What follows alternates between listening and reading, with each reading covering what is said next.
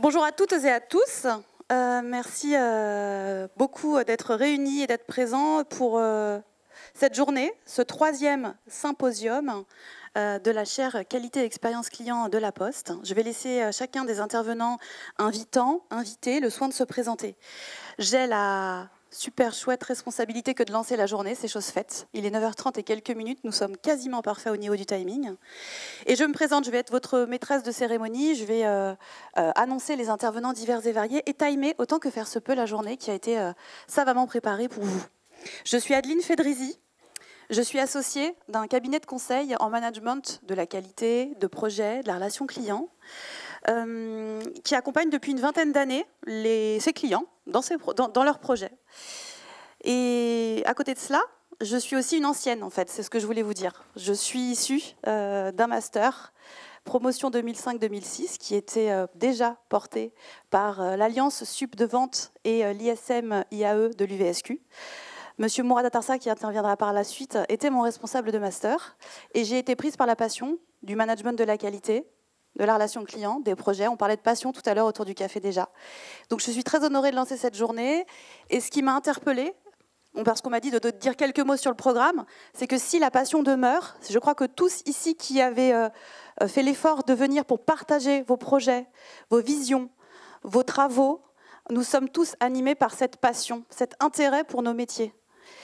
Mais par contre, en regardant le programme, je me suis dit, waouh, effectivement, on est toujours en train de faire du projet.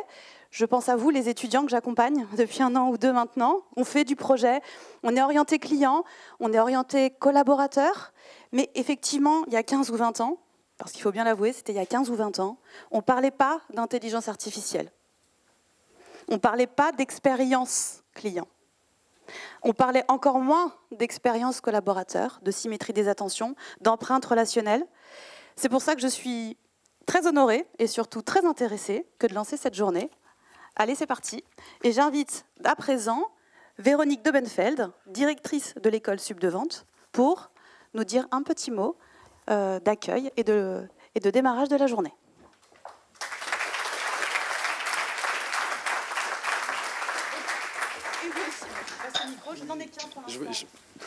Je m'impose. Damien Savary, donc je suis le président de l'école Sup de V. Je voulais juste vous accueillir, vous souhaiter une excellente journée, une bienvenue et remercier nos partenaires, l'ISM IAE et La Poste, pour l'organisation de cette journée que je vous souhaite excellente. Donc Véronique, à vous.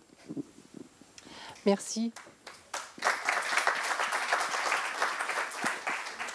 Donc bonjour à toutes et à tous. Bienvenue donc à Sup de V.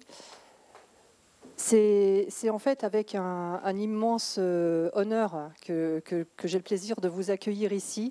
Donc Sup de V, tout à l'heure on a parlé de Sup de Vente, qui s'appelait Sup de Vente avant, effectivement. Depuis, nous avons fusionné avec d'autres écoles et donc nous nous appelons maintenant Sup de V. Et donc, nous sommes spécialisés dans les métiers marketing et commerciaux et également dans les métiers de la performance durable de l'entreprise sur ses fonctions transversales que sont les ressources humaines, la compta-gestion et la QSE. Alors, nous travaillons depuis 25 ans avec l'université sur ce master, depuis 1999. Et je remercie beaucoup l'université avec qui nous travaillons de façon très efficace. Donc, nous sommes, ce master est réalisé en apprentissage. L'essentiel de nos formations se déroulant en apprentissage. Et il est également proposé en formation continue et j'ai vu certains d'entre vous qui êtes dans les promotions de formation continue, la formation continue se déroulant également ici. Donc en fait ce symposium incarne l'esprit de collaboration et d'innovation qui nous unit. Les enjeux de la Poste sont directement liés à notre cœur de métier et c'est donc tout naturellement que nous avons été associés à ce symposium et je remercie beaucoup Mourad Atarsa ici présent et Gilles Rouet qui malheureusement n'a pas pu venir. Voilà. Et je vous souhaite une très bonne journée inspirante. Voilà. Merci Véronique. Merci Monsieur Savary. Mourad Atarsa. Mourad, on parle de toi. c'est à ton tour de prendre la parole.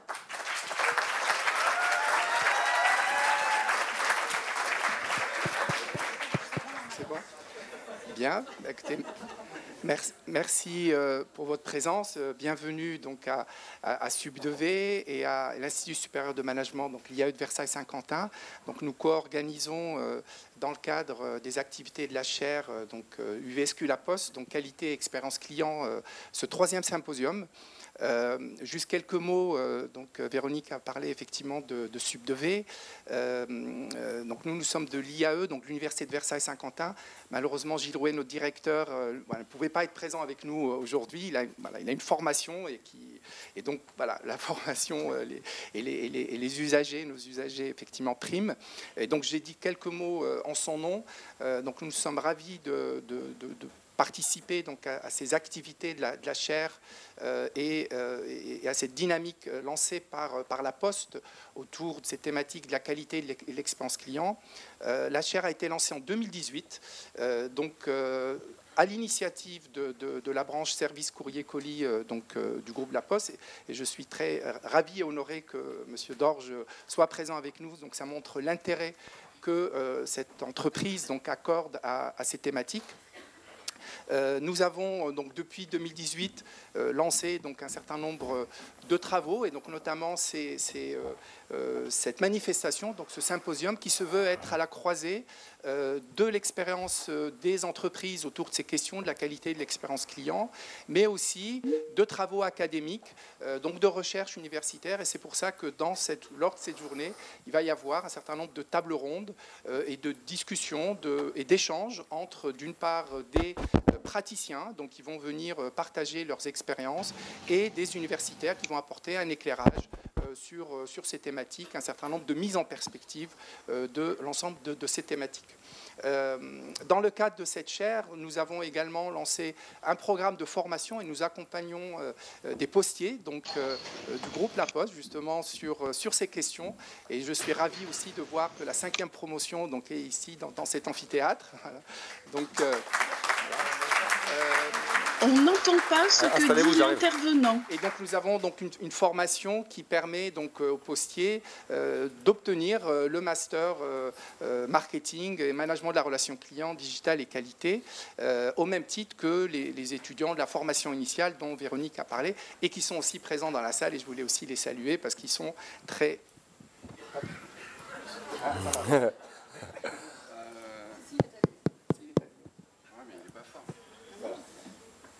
Donc sans plus tarder, je vais... Donc je vous souhaite une très belle journée, enrichissante, inspirante, et voilà, et j'aurai l'occasion d'intervenir également dans les discussions, notamment de la table ronde numéro 4. Merci à vous. Merci Mourad. Oui Bérangère, c'est ton tour. Bérangère, à toi de prendre la parole. On n'entend pas ce que... On n'entend rien. Est-ce que vous entendez correctement ? Ouais, bon. ouais. Alors, je pense, juste pour les prochains, il faut que vous mettiez bien le micro vers la bouche. Voilà, il n'est pas multidirectionnel de manière très technique. Alors, évidemment, je vais me rejoindre mes collègues précédents pour vous remercier déjà de votre présence à tous, et puis en particulier remercier évidemment Sub2V qui nous accueille dans ces jolis locaux. Micro parce que là on entend, merci. Ah, alors il y a juste un souci de micro, me semble-t-il. C'est bon ? Bon. Et merci aussi donc au groupe La Poste et à Monsieur Dorge qui est présent et qui va ensuite s'exprimer. Donc merci beaucoup pour votre confiance déjà. Merci beaucoup pour votre aide, la collaboration qu'on noue depuis un certain nombre d'années. Et donc comme vous l'aurez compris, ce symposium a une dimension académique. Et donc je suis là en train de parler en tant que directrice du laboratoire de recherche Le Larécois. Donc c'est le laboratoire de sciences de gestion et de management de l'Université de Versailles. Versailles. Et nous sommes vraiment très honorés d'être ici pour vous apporter aussi cette dimension académique, puisqu'effectivement, comme vous le savez, tous les enseignements que l'on dispense dans les formations, et en particulier les formations de niveau master, sont appuyés et fondés sur les connaissances qui sont créées par des chercheurs. Et donc, en l'occurrence, nous, les gens qui sont au l'ARECOA, mais aussi d'autres collègues, il y en a certains que je vois dans l'assistance, qui vont venir aussi s'exprimer fort de leurs années d'expérience académique et de recherche. Et donc, c'est aussi un véritable plaisir qu'on a d'être avec vous pour pouvoir aussi partager et se nourrir mutuellement, d'une part, des expériences empiriques, terrain, que les professionnels peuvent apporter, et puis nous, de notre regard aussi académique. Et les deux mondes se rencontrent lors de ces symposiums. Donc on a, nous, l'habitude d'être dans des sphères plus académiques, c'est vrai. Donc c'est vrai qu'on a peut-être des usages académiques. Donc ne soyez pas surpris si certains des académiques peuvent vous parler de quelques références académiques. C'est normal, mais c'est aussi le propre de notre métier. Et l'objectif sera naturellement pour chacune de ces séquences de pouvoir faire dialoguer en fait, la partie académique et la partie professionnelle. Donc pour ceux qui vont intervenir, nous sommes vraiment très en attente de vos retours, et donc n'hésitez pas à pouvoir témoigner de justement votre expérience, fort de ce que vous allez entendre, et de pouvoir collaborer aujourd'hui, naturellement, mais je l'espère, comme l'a dit aussi Mourad, pour la suite, et notamment avec la Poste, puisque c'est un vrai plaisir de collaborer ensemble avec tout ce qu'on a pu faire. Et j'en profite pour remercier Jean-Yves d'être présent avec tout ce qu'il fait depuis des années. Merci beaucoup pour ton engagement et ton aide. Et c'est précieux pour nous. Voilà, la recherche en sciences de gestion sans les acteurs terrain, ça n'aurait pas de sens. Voilà. Merci beaucoup. Profitez bien de la journée.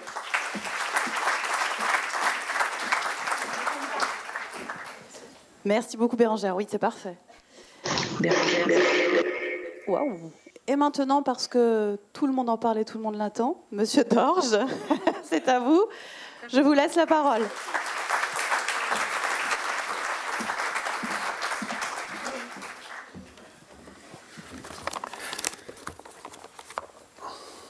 Écoutez, d'abord, je voudrais vraiment vous remercier pour votre accueil à toutes et à tous, et spécialement donc Madame Véronique de Bonnefeld, directrice de l'école Sub de V, Bérangère Sostac, donc directrice de l'ARECOA, et puis Mourad, donc Atarka, directeur de la formation continue, ISM, IAE et de l'université, donc Versailles Saint-Quentin, avec qui nous avons ce beau partenariat. Bonjour à toutes et à tous.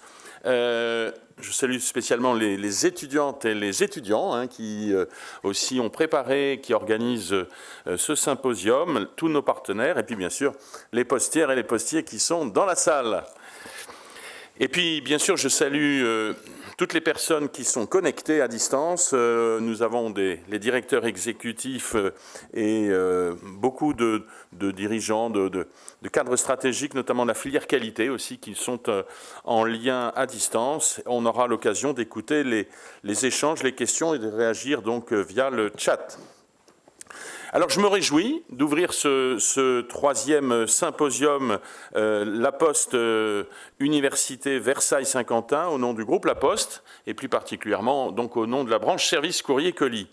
Le client, on va en parler aujourd'hui beaucoup, le client il est au cœur de notre stratégie au groupe La Poste et spécialement à la branche service courrier colis. La qualité, la satisfaction client, vous le savez, on l'a mis au fronton de notre plan stratégique. Vous vous souvenez là je m'adresse spécialement aux postières et aux postiers, on a la maison qui représente la stratégie de la BSCC et avec une vision bien sûr, premier opérateur des services humains de proximité, c'est notre ambition, et immédiatement bien, le client au cœur de notre stratégie avec évidemment à la fois une ambition de qualité, mais vraiment au-delà même de la qualité, de la satisfaction client. Notre histoire postale est bien sûr fondée sur la relation et sur la qualité de service. mais nous avons pivoté en 2015-2016. Je veux saluer bien sûr sa mémoire, il est dans une retraite aujourd'hui, mais c'est Jackie Poitou, hein, avec qui on a beaucoup travaillé sur ces sujets, et je veux le saluer aujourd'hui en fondant eh bien, un système de management de la qualité et la satisfaction client, ce que nous avons appelé le SMQ. Voilà, qui existe toujours. Vous savez qu'il y a le système d'excellence à la Poste Service Courrier Colis, avec l'égalité des attentions. Donc le client, c'est le système de management de la qualité. Il y a évidemment le postier, nos collègues, c'est le système de management de la sécurité au travail. Et puis nous avons l'entreprise, évidemment, c'est le système de management de la performance. Et puis nous avons rajouté bien sûr nos parties prenantes et les conditions, maintenant les attentes environnementales avec le système de management de la RSE, et l'ensemble eh bien, forme ce système d'excellence. À ce moment-là, en 2015-2016, rappelez-vous, il fallait hisser le niveau de qualité de la Poste, de nos services, aux meilleurs mondiaux, dans un monde qui était en plein bouleversement, avec des usages qui étaient modifiés, le digital évidemment qui a fait irruption, et il fallait retrouver un coup d'avance sur ce sujet de la qualité et de la satisfaction client. Et à l'époque, on avait évidemment fixé une ambition, c'était de se dire un jour, il faudra qu'on soit, quand on est la Poste quand même, on n'est pas une petite entreprise, donc on doit être au niveau des meilleurs. Et j'avais posé la question en termes de NPS, hein, Net Promoter Score, où en sont les meilleurs? On m'a dit, Amazon, ils sont à 70. Bon, très bien. Donc nous avions fixé cette cible de 70 comme ambition pour répondre aux exigences de nos clients. Partant aussi d'une culture un peu plus de production industrielle, où on parlait encore d'usager, à vraiment une culture du client, avec ce Net Promoter Score dans le monde des services. C'est comme ça qu'on mesure la satisfaction client. Nous avons construit donc un système de management de la qualité. Un système de management dans le système d'excellence, c'est quoi? C'est d'abord une politique, c'est donc un engagement fort de la direction générale et qui est porté au plus haut sommet. Ce sont aussi tout de suite des ambitions qui sont déclinées, 4, 5 grandes ambitions dans les différents domaines où nous sommes attendus. Ce sont des rôles qui sont identifiés, et je vais en reparler spécialement de la filière qualité et de la filière qualité qui est en support, bien sûr, des opérationnels et des métiers. Ce sont des processus qui sont identifiés et qui doivent conduire au résultat. Ce sont des mesures de résultats, des mesures aussi des écarts, donc des KPI, des mesures aussi de nos actions et des processus. Et finalement, c'est à la fin cette culture de l'amélioration continue, cette culture du standard, et qui nous permet de progresser toujours. Et quand il y a des échecs, quand il y a des erreurs, des fautées, eh bien, il y a des résolutions de problèmes, évidemment. Et chaque occasion de difficulté, c'est l'occasion d'apprendre et de renforcer finalement notre système.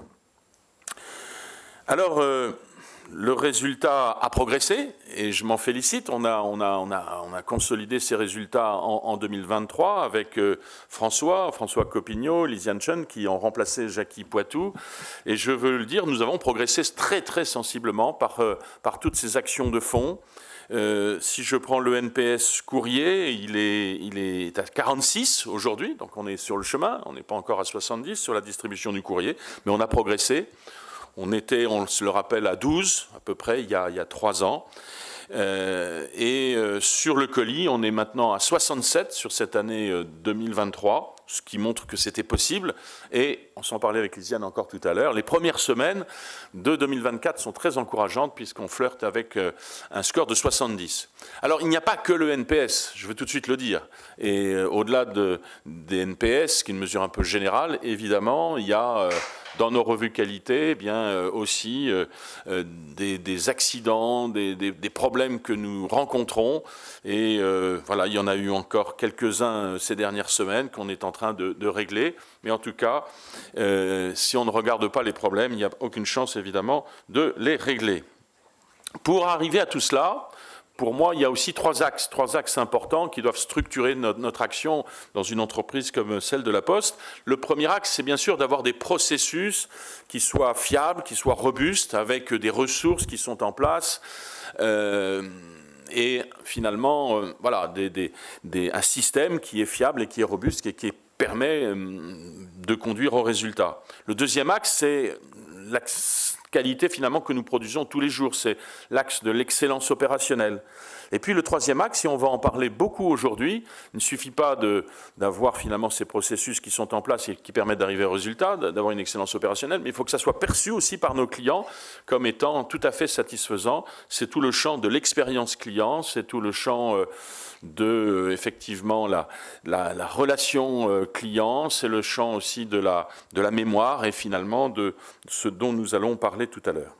Alors notre partenariat avec l'Université de Versailles-Saint-Quentin, il fête ses 5 ans et il s'inscrit complètement dans cette histoire de ce système de management de la qualité. Parce que, comme je l'ai dit tout à l'heure, il y a un système de management de la qualité, il doit être porté par une filière d'excellence, et c'est la filière qualité. C'est la filière qualité, on retrouve donc dans toutes nos directions exécutives et jusque dans les territoires, et puis bien sûr dans les établissements, au plus près de nos agents tous les jours, et bien sûr porté aussi au national par la DQSC, la Direction de la Qualité Satisfaction Client, une filière. Alors à la Poste, on a une gestion des filières et des métiers. Et donc, on identifie cette communauté professionnelle autour d'un métier que nous voulons reconnaître, le métier de la qualité. Et évidemment, il faut qu'il y ait un contenu à ce métier, qu'ils partagent les meilleures pratiques, qu'ils capitalisent leur savoir, leur savoir-faire, leur savoir-être. Mais nous avons aussi, à l'époque, avec Jackie Poitou, souhaité que ça s'adosse à l'université, à vraiment une académie, et pour à la fois, bien sûr, s'appuyer aussi sur les recherches, pour que la Poste, bien entendu, absorbe toutes ces recherches académiques, pour vérifier et s'assurer qu'on est au meilleur niveau, évidemment, de nos savoirs. Aussi, parce que l'université, c'est un lieu d'échange, et de vérifier que, finalement, nous aurons absolument les meilleures pratiques par rapport à ce que font aussi d'autres entreprises. Et évidemment, c'est un échange, et on est très heureux, évidemment, d'apporter aux professeurs et aux étudiants, de leur donner l'occasion de confronter leur savoir aux pratiques, évidemment, d'une entreprise, d'une grande entreprise de service public comme la Poste. Alors nous avons conçu ce partenariat qui est un investissement pour le groupe La Poste, mais qui est un investissement qui me paraît essentiel. Je veux dire aussi un mot spécialement sur ce Master 2 Management de la relation client qualité digitale. C'est une formation diplômante. Et ça aussi, avec Jackie Poitou, nous l'avions souhaité, une formation diplômante, un Master 2, 45 postières et postiers depuis 2018, donc obtenu ce grade de Master 2. C'est une formation donc de grande qualité, qui est reconnue, qui permet donc de développer les compétences et, comme je le disais, d'infuser la culture qualité, satisfaction client au sein des équipes pour eux-mêmes, mais aussi évidemment pour après les équipes auprès desquelles ils travailleront. En 2024, nous engageons donc la 5e promotion de ce master, ouverte à tous les managers du groupe avec 18 inscrits. Et nous nous réjouissons du succès grandissant de ce dispositif, puisque nous avons reçu pas moins de 80 dossiers de candidature. Donc le succès évidemment est là. Je sais aussi l'investissement que représente évidemment un Master 2, surtout quand on est déjà très engagé à la Poste. On doit cumuler le travail la journée et souvent le travail le soir. Je veux vraiment saluer spécialement la 4e et la 5e promotion et les féliciter. On peut les applaudir. Bravo!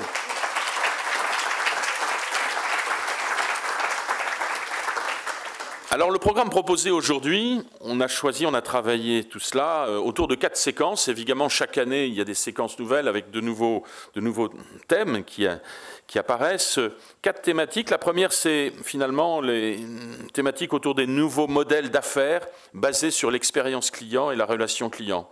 On le voit, le succès d'entreprises dont le modèle d'affaires est fondé sur la valorisation de l'expérience client, la digitalisation de la relation client, qui a bouleversé les environnements concurrentiels dans de nombreux secteurs. Donc, comment créer de la valeur fondée sur l'expérience client, la satisfaction client, pour des grandes entreprises comme nous, pour affronter donc les nouveaux enjeux de l'expérience client. Une deuxième thématique autour de l'empreinte relationnelle à l'épreuve de l'intelligence artificielle, ce qu'on appelle aujourd'hui donc la mémoire relationnelle qui définit la trace dans l'esprit du client de ses interactions avec une entreprise, qui est la résultante des différentes expériences vécues, qu'elles soient positives, négatives, digitales, humaines.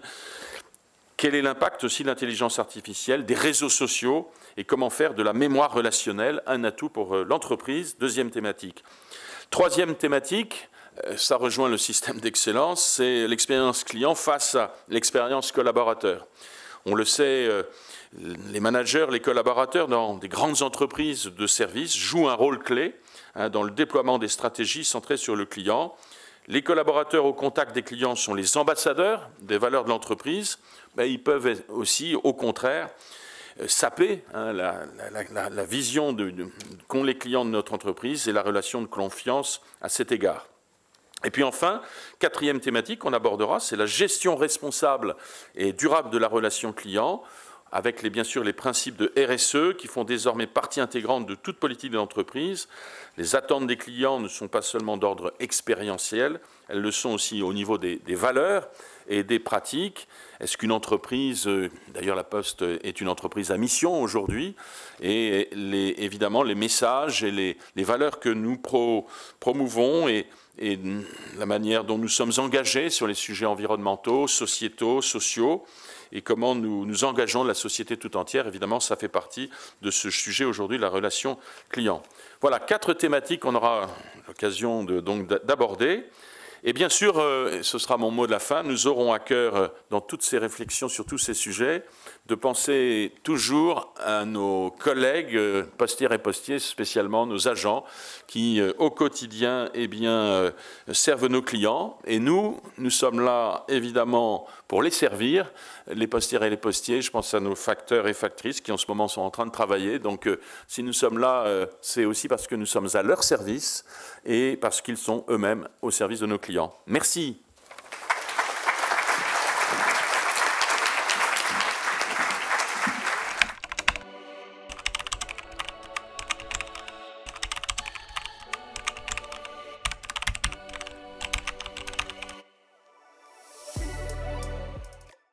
Merci infiniment de votre intervention et donc de cette introduction à la journée.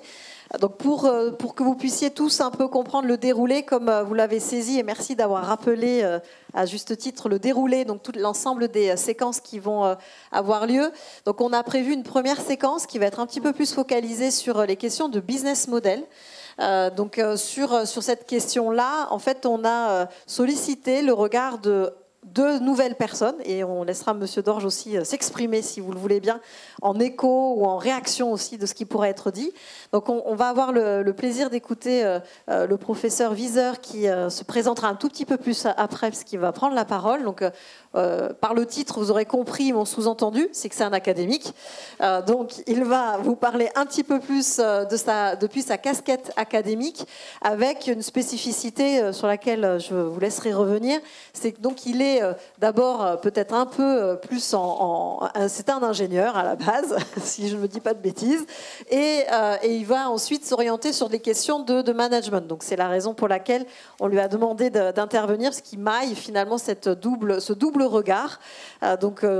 Merci beaucoup d'avoir fait le déplacement pour nous rejoindre. Et donc on lui a demandé de revenir sur des questions de business model, mais avec ce regard un petit peu plus justement sur l'IA, le digital. Donc désolé par avance, il y a des gros mots, j'allais dire, pour les néophytes que nous sommes peut-être pour beaucoup, moi la première. Donc n'hésitez pas par la suite, s'il y a peut-être besoin de précision sur certaines choses qu'il va vous énoncer, eh bien que vous puissiez réagir. Et puis on a aussi Monsieur Pizot qui va intervenir et qui va, alors cette fois-ci plus avec son regard de professionnel, qui va vous partager un témoignage par rapport à ce qu'il vit de son côté, mais aussi avec ses clients.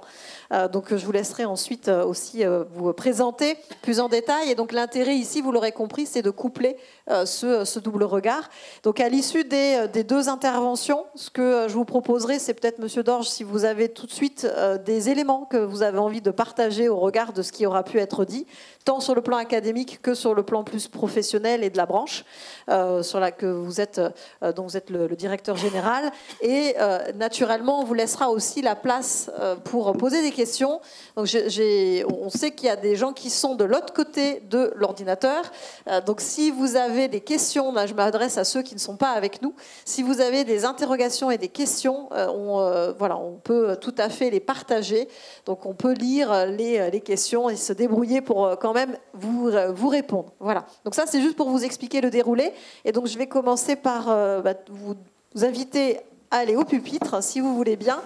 Et si vous n'êtes pas bien assis, Monsieur Dorge, vous pouvez vous mettre là, ce sera peut-être plus simple. Voilà. Du coup, ce que nous, on ne voit pas, voilà, l'écran. Donc, normalement, tout est installé, sauf erreur de ma part. Voilà. Donc, je vous laisse la parole, nous vous écoutons. Voilà, merci. Donc, tout d'abord, merci pour l'invitation. Alors effectivement, ce qui a un peu suscité cette invitation, c'est la double compétence. Donc pour me présenter très rapidement, donc je suis enseignant-chercheur à l'Université de Mons, à la faculté Warroquet d'économie et de gestion, où en fait j'enseigne principalement la transformation numérique et l'innovation. Donc double casquette effectivement, plus technique et sciences de gestion. Ici, ce qui a principalement intéressé Bérangère de ce côté-là, c'est d'une part les recherches que je menais en matière de modèles d'affaires, alors principalement modèles d'affaires dans le secteur du numérique, en particulier les éditeurs du logiciel, et puis des recherches naissantes, je dirais depuis plus ou moins 12 mois, en matière d'intelligence artificielle générative, ce qui tombait bien par rapport à cette thématique ici de la journée. Donc ce que je propose en fait de discuter pendant les 20 minutes qui me sont imparties, c'est la question de l'automatisation de la relation client. Donc qu'est-ce qu'on peut faire en matière d'automatisation en utilisant ces IA génératives? Et ce que je vais essayer de faire, c'est de positionner en fait les opportunités, mais aussi les limitations de ces technologies dans le contexte des modèles d'affaires, en utilisant un formalisme que beaucoup d'entre vous connaissent a priori, qui est le business model Canvas. Donc l'idée, c'est vraiment aussi d'essayer de montrer ce qu'on peut faire, sans minorer, je dirais, les capacités de ces technologies, mais également de montrer quelles sont leurs limitations, globalement bien identifiées, notamment par la littérature académique qui travaille là-dessus depuis au moins un an ou deux, puisque ces technologies-là, les produits commerciaux sont relativement récents, mais les technologies sont relativement anciennes. Donc concrètement, IA générative, qu'est-ce qu'on peut faire avec? Alors, on a toute une série d'IA génératives, on a beaucoup focalisé sur des outils comme ChatGPT par exemple, le chat en France avec Mistral, qui a peut-être fait plus la une des médias récemment. Donc en fait, on peut générer automatiquement du texte, du code informatique, de l'image, de la vidéo. Ça, c'est quelque chose qui est globalement bien connu, donc cette capacité à générer du texte, mais cette capacité, en fait, elle est étendue à des tâches plus complexes, notamment en matière de raisonnement, avec des performances qui sont cependant inégales. Donc on va se rendre compte que ces systèmes-là sont très bons pour certains types de raisonnement, beaucoup moins bons pour d'autres types de raisonnement, et en particulier des raisonnements mathématiques. La performance des IA génératives, elle va être liée à la rédaction d'une consigne textuelle, donc ce qu'on appelle le prompt. Donc typiquement, ChatGPT va prendre la forme d'un agent conversationnel dans lequel vous allez déposer une question en langage naturel et le système va vous fournir une réponse sous forme textuelle principalement, si on prend le cas de ChatGPT.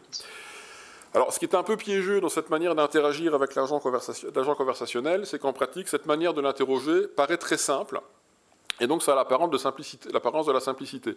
Et mes étudiants disent parfois, ah ben finalement, nous on aime bien les agents conversationnels parce que c'est plus simple que Google. Donc finalement, la complexité du prompt, la complexité de l'interrogation échappe un peu aux utilisateurs.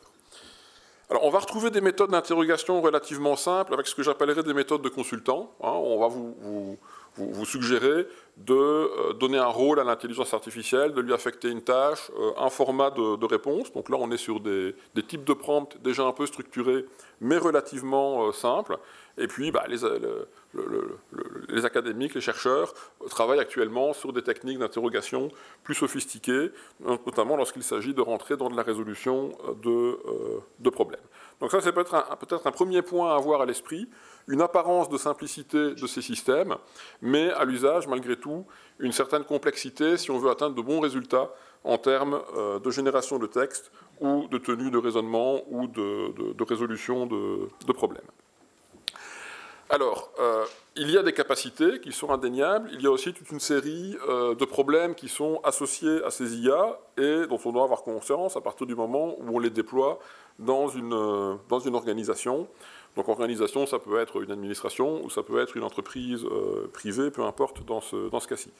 Donc premier problème connu, alors on en a encore parlé il n'y a pas très longtemps avec le cas du Monde qui a signé un accord avec OpenAI, c'est la problématique de la propriété intellectuelle. Alors moins sur la protection éventuelle des réponses, puisque la production d'une IA n'est pas protégée par droit d'auteur, mais plus sur la question de l'origine des données d'entraînement, sachant que pour le moment, les producteurs d'IA générative récupèrent des données généralement un peu n'importe où sur le web, alors pas tous, mais c'est une modalité relativement fréquente, notamment pour OpenAI, et donc génèrent en fait leur modèle sur base de données qui ont été massivement collectées, sans nécessairement l'autorisation en fait, des ayants droit, d'où l'accord récent d'ailleurs avec le Monde. Le problème va être le même sur des IA comme Sora par exemple en vidéo, qui est entraîné sur du contenu copyrighté. Donc ça c'est un premier problème, c'est un problème de propriété intellectuelle.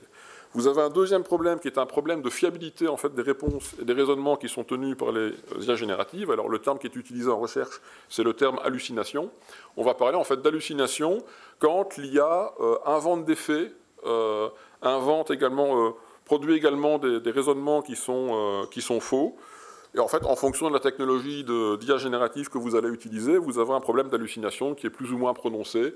On va être à plus ou moins 5% sur les très bons modèles, on peut monter à 15-20% sur des modèles moins performants. Bard, par exemple, la première version était relativement mauvaise de ce point de vue-là. Alors, ça peut être intéressant en entreprise aussi, on en parlait à la pause café. Pour produire des idées dans des séances de créativité, le fait que ce genre de système hallucine, par exemple, n'est pas gênant. Mais si vous voulez interagir avec des clients, ce problème de fiabilité l'est par contre beaucoup plus. Troisième problème connu, qu'on va qualifier de mémorisation dans la littérature, c'est la tendance de ces IA génératives à ressortir dans les réponses des bouts de texte qui viennent des données d'entraînement. Bon, quand on pense que les données d'entraînement, généralement, ils n'ont pas l'autorisation explicite de les utiliser, ça veut dire que vous avez, côté utilisateur, cette fois-ci, les IA génératives, potentiellement un problème de contrefaçon au titre du droit d'auteur. Quatrième problème connu, ce sont les biais. Des biais linguistiques, des biais culturels, des biais idéologiques. Il y a toute une série de biais qui sont bien étudiés dans la littérature, qui sont notamment liés à la qualité des jeux de données, mais aussi à des modalités de filtrage au niveau des réponses qui sont produites par les IA génératives. Je vous ai mis un petit exemple ici à droite qui est lié à des recherches que je suis en train de mener. Je travaillais en fait sur des problématiques de biais liées à la manière dont les journaux en ligne filtrent en fait bloquent en fait les robots des producteurs d'IA générative. Et donc j'avais demandé à ChatGPT de me produire en fait un tableau de journaux par pays européen avec, vous le voyez ici, l'orientation politique du journal. Et en fait, spontanément, quand vous regardez comment l'IA générative fonctionne, elle va vous produire des journaux qui sont compris entre la droite et la gauche. Jamais d'extrême gauche, sauf une fois, un exemple sur tous les pays, jamais d'extrême droite. Si vous lui demandez de générer des listes de journaux d'extrême gauche, elle va le faire, c'est ce que vous avez ici au-dessus. Si vous demandez de le faire pour des journaux d'extrême droite, elle va refuser dans un premier temps de le faire. Si vous insistez, elle va produire une liste, mais de journaux de droite conservatrice, pas de journaux d'extrême droite. Alors on peut discuter, est-ce que c'est bien, est-ce que c'est mal. En tout cas, on voit bien que sur cet exemple relativement simple, il y a effectivement un biais idéologique dans la réponse qui est produite par l'IA générative. Problème également de dépendance technologique, puisque souvent on va se lier à des grandes plateformes technologiques en ligne, souvent non hébergées, non issues de l'espace économique européen. Problème également d'impact environnemental. J'ai vu qu'il y avait une séance plus orientée RSE dans la journée. Une caractéristique en fait de ces produits, qui sont relativement nouveaux, c'est qu'ils sont extrêmement lourds à exécuter. Donc beaucoup de capacités informatiques nécessaires pour les faire fonctionner. Ce qui suscite un problème qui est assez peu abordé pour le coup dans la littérature, c'est un problème de disponibilité. C'est-à-dire que tant Microsoft qu'OpenAI, par exemple, ont pas mal de difficultés aujourd'hui à maintenir en fait la qualité de service d'un chat GPT ou des API GPT. C'est-à-dire que parfois les systèmes ne répondent pas ou les performances sont fortement dégradées. C'est-à-dire que la qualité des réponses qui vont être produites vont être inégales dans le temps, notamment à cause de problèmes de disponibilité de ressources. Ça n'est pas un problème qui est nécessairement bloquant en fait, à long terme, mais pour le moment, en tout cas, ce problème-là de lourdeur en fait, des IA génératives n'est pas traité.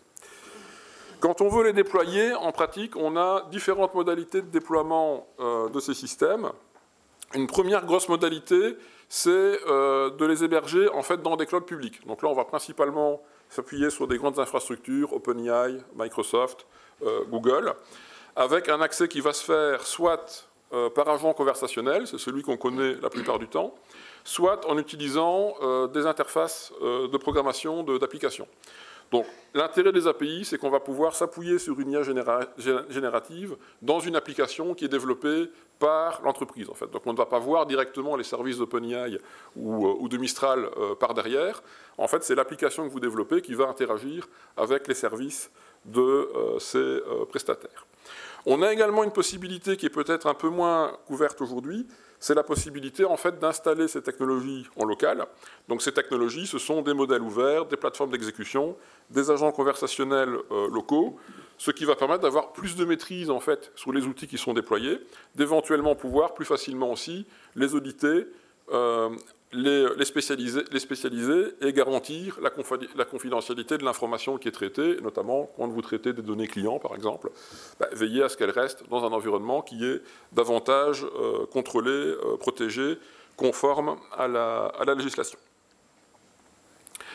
Alors, en utilisation commerciale, typiquement, qu'est-ce qu'on peut faire? Alors, je dirais qu'il y a deux grandes manières en fait, d'utiliser les IA génératives. La première, c'est de les utiliser comme assistants. Donc ça, c'est celle qu'a priori, tout le monde a déjà testé au moins une fois. Vous avez un chat GPT qui est ouvert dans votre navigateur. Vous interagissez avec au travers de prompts. Et donc, dans les choses qui peuvent être faites en matière de communication commerciale, vous avez la recherche d'idées de contenu. Vous avez également l'aide à l'analyse de données. Vous avez de la production de contenu, du recyclage de contenu. Donc, vous avez un contenu initial que vous allez démultiplier sur différents canaux. Et donc, vous avez une boucle ici d'utilisation qui va consister à rédiger le prompt, regarder la réponse, l'évaluer, et puis éventuellement ajuster votre prompt en fonction de la réponse qui est fournie par l'IA générative, qui va être plus ou moins satisfaisante. Deuxième manière de l'utiliser, et c'est plus là-dessus que je veux me focaliser aujourd'hui, c'est la possibilité d'automatiser en fait, de la production de contenu. Donc ça peut être le développement d'agents conversationnels, mais spécialisés pour l'entreprise. Donc ce qui va nécessiter en fait une phase de réentraînement en fait, de l'IA générative pour être plus pertinente par rapport à la réponse qu'elle va fournir aux clients. On peut envisager d'automatiser de la génération de fiches produits, d'automatiser l'optimisation pour le référencement dans les moteurs de recherche. On a le recyclage du contenu qui peut éventuellement être automatisé aussi, la production d'emails commerciaux. Donc ça veut dire qu'ici, vous avez toujours cette phase de rédaction du prompt et de validation du prompt que vous allez utiliser, puis un déploiement en fait, dans des outils où ces prompts vont être utilisés de manière récurrente. Alors, ce que je n'ai pas mis ici, c'est qu'idéalement, il faudrait continuer en fait ce processus dans la mesure où vous pouvez avoir des non-qualités, comme on l'a vu ici, vous pouvez avoir des non-qualités en matière d'hallucination, de mémorisation, de biais dans les réponses qui sont produites. Vous avez également éventuellement des problèmes de qualité de service qui peuvent se produire au fil du temps, donc la qualité des réponses n'est pas nécessairement constante. Et donc ça veut dire que dans cette phase d'automatisation, vous avez le déploiement de l'outil, mais également la surveillance, en fait, le monitoring de son bon fonctionnement, ce qui suppose avoir des métriques adaptées pour identifier en fait, les principaux problèmes qui peuvent survenir. Alors, si on regarde maintenant en termes de modèle d'affaires, je me suis focalisé sur quelques blocs. Donc, premier point, dans les activités clés, c'est que si vous voulez automatiser une partie de votre communication, eh bien, il y a une part de développement de logiciels qui doit être mise en œuvre par l'entreprise. Et là, vous avez un premier gros potentiel des IA génératives qui est globalement bien accepté, bien reconnu, c'est l'utilisation des IA génératives pour produire du code. Donc, en fait, une IA générative produit de base du texte, en français, en anglais, en espagnol, dans les langages naturels. Mais en pratique, un langage de programmation, c'est un langage, avec une syntaxe, une sémantique. Donc, le système va être capable de proposer du code en Python, en SQL, en différents langages de programmation. Ce qu'on remarque, c'est que les développeurs, généralement, vont utiliser ça pour disposer d'une pièce à casser, qui vont par la suite faire évoluer. On constate qu'il y a effectivement des gains en termes de productivité. Par contre, ce qu'on constate, c'est que l'efficacité, elle est meilleure sur des profils juniors. C'est-à-dire quelqu'un qui ne connaît rien en programmation ne peut pas faire grand-chose avec ChatGPT. Quelqu'un qui est très bon n'en a pas besoin. Mais vous avez le spectre extrêmement large des personnes qui ont des compétences, je dirais, moyennes et qui vont bénéficier en fait de ces suggestions par l'IA générative. Deuxième point, c'est que vous avez des performances qui sont variables suivant les langages. Donc, de nouveau, ça, c'est lié au jeu d'entraînement en fait, des IA. Si l'IA a été massivement entraînée sur un certain type de langage, elle va être performante. Si elle a été entraînée sur des jeux d'entraînement qui sont beaucoup plus petits, c'est là que les problèmes d'hallucination, typiquement, vont commencer. Alors, point d'attention, sélection des outils au niveau institutionnel. Qu'est-ce qu'on pousse auprès des équipes informatiques? Est-ce qu'on choisit du copilote ou autre chose, par exemple? Formation des développeurs à l'usage de ces outils. Et dans un troisième temps, évaluation des usages. Donc tout cela va permettre de disposer d'une ressource qui est le logiciel ou les logiciels qui vont permettre d'automatiser la communication. Donc ça peut être des logiciels pour fournir du support aux clients via des chatbots spécialisés, ça peut être des logiciels pour créer des lettres d'information individualisées, ça peut être du recyclage de contenu sur plusieurs réseaux sociaux. Et donc là, il y a un certain nombre de points à garder, à avoir à l'esprit.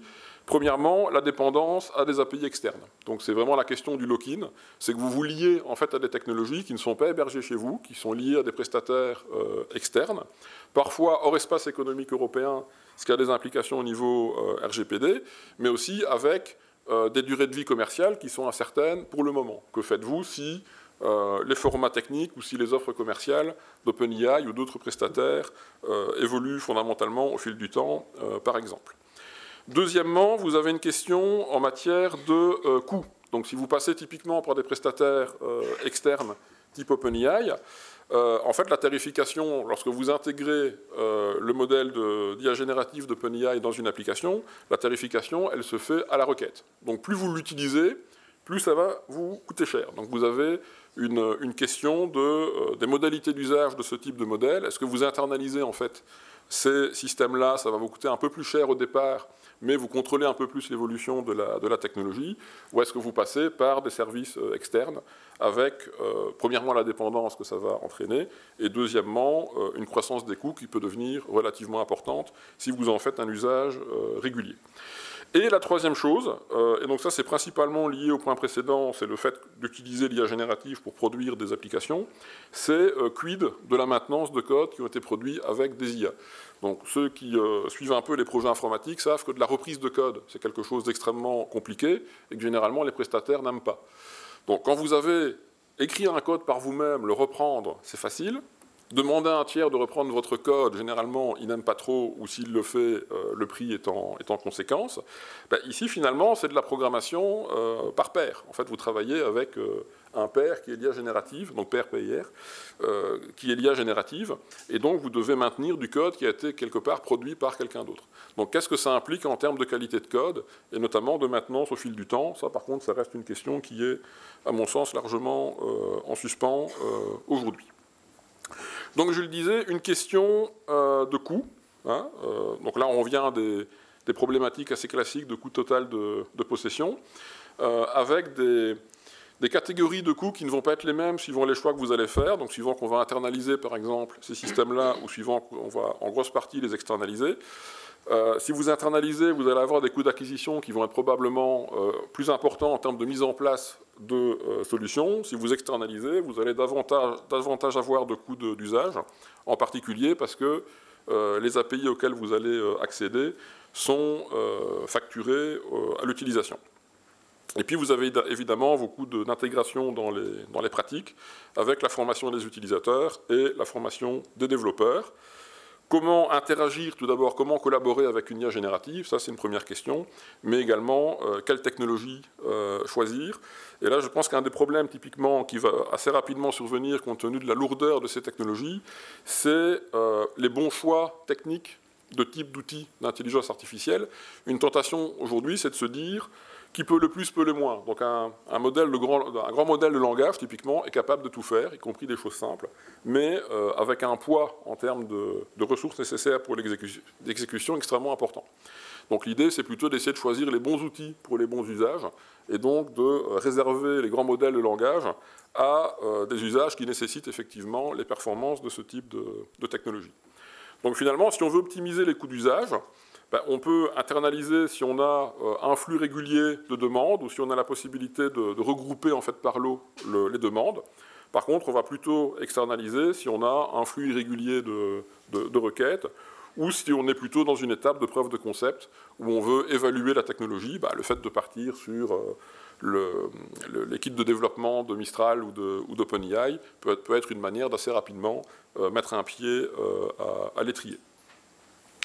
Alors, qu'est-ce qu'on va pouvoir automatiser? Typiquement, un des points pour moi intéressants, c'est la possibilité de dynamiser la communication sur un éventail de canaux de communication importants. Donc, premier cas d'utilisation possible, c'est repartir de spécifications techniques de produits, générer automatiquement des fiches produits pour le site web de l'entreprise, si vous avez typiquement des catalogues qui se renouvellent régulièrement. De nouveau, là, quelques points d'attention que j'ai déjà évoqués avant, notamment en matière ici de fiabilité, d'hallucination.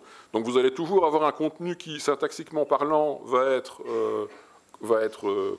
bien écrit, mais ça n'est pas pour autant que l'information va être correcte. Or, l'entreprise a plutôt intérêt à mettre de l'information correcte dans les descriptifs de ses produits sur le site web, donc prudence de ce côté-là.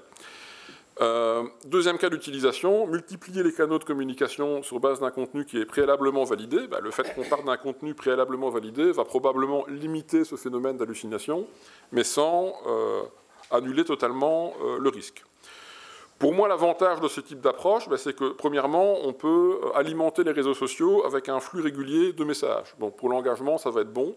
Par contre, ça ne va pas remplacer, à mon sens, une communication plus qualitative, avec une communication plus originale, par exemple, plus qualitative, quand vous avez un événement important, une sortie de produit, ou ce genre de choses. Mais ça permet de relancer régulièrement pour maintenir, en fait, le client sur les réseaux sociaux.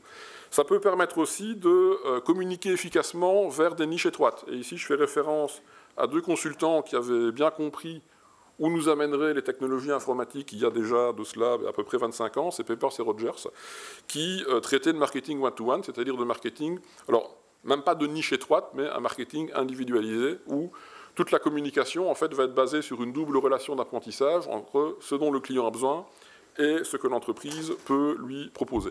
Et aujourd'hui, ce que les IA génératives offrent, ce sont en pratique des technologies qui permettent d'automatiser très efficacement ce type de principe. Point d'attention par rapport à ce cas d'utilisation, est-ce que l'IA générative respecte les consignes? L'IA générative, elle vous répond toujours quelque chose. Elle interprète votre prompt. Est-ce qu'elle l'interprète correctement? Donc ça, c'est quelque chose qui doit nécessairement être vérifié et testé. Et donc là, on est vraiment dans la boucle que j'ai présentée ici avant, d'ajustements successifs en vue d'avoir quelque chose qui fonctionne correctement. Deuxième question, quid de la fiabilité et de l'originalité du contenu? Et comment est-ce qu'on monitore ça au fil du temps? Pour moi, ça reste un point, vraiment un gros point d'attention pour lequel je n'ai pas de solution, je dirais, clé sur porte. Troisième point d'attention, confidentialité des données. Vous mettez des informations clients dans un prompt, pour générer certains types de... pour générer des contenus, ça peut poser des problèmes, notamment au titre du RGPD. Quatrième point d'attention, disponibilité des services. On a à l'heure actuelle des problèmes de qualité de service, je l'ai évoqué, et donc est-ce qu'on peut s'appuyer raisonnablement sur ce type d'infrastructure et dans quelle mesure? Voilà, et je vous ai mis un peu de lecture, puisque... Voilà. Merci beaucoup.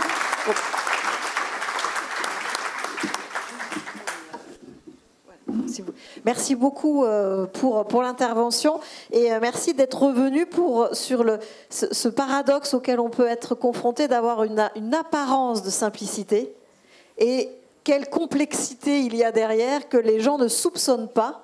Donc j'espère que pour tous ceux qui auraient peut-être tendance à penser que tous ces outils-là restent très basiques, c'est loin d'être le cas et que pour une entreprise, ça pose énormément de questions sur effectivement des points de fiabilité dans le temps, etc. Mais on pourra peut-être revenir, je pense, sur ce point, parce que je trouve que c'est un point important. Et alors, pour faire la transition, justement, pour avoir le regard de professionnel, donc je vais inviter Monsieur Pizot à aller vers le pupitre. Oui, c'est ça. Pour pouvoir partager donc, son expérience en tant que professionnel et aussi son rapport avec ses clients et les modifications que ça peut avoir aussi sur son métier. Donc on est juste en train de pouvoir mettre le document qu'il a préparé. C'est ça. Voilà. Je vous laisse la parole. Merci beaucoup. Merci. Bonjour à tous. Par contre, je ne sais pas si c'est partagé avec les intervenants qui sont à l'extérieur. Je crois que ce n'est pas partagé. Non. On va le faire à la session. D'accord, ok. Mais ils vous entendent. Bon, vous m'entendez? Oui. Bonjour à tous. Tout d'abord, je suis ravi d'être là en tant qu'ancien Sub2V. Ça date d'il y a quelques années déjà, puisque c'était en 2001 que je suis sorti de Sub2V.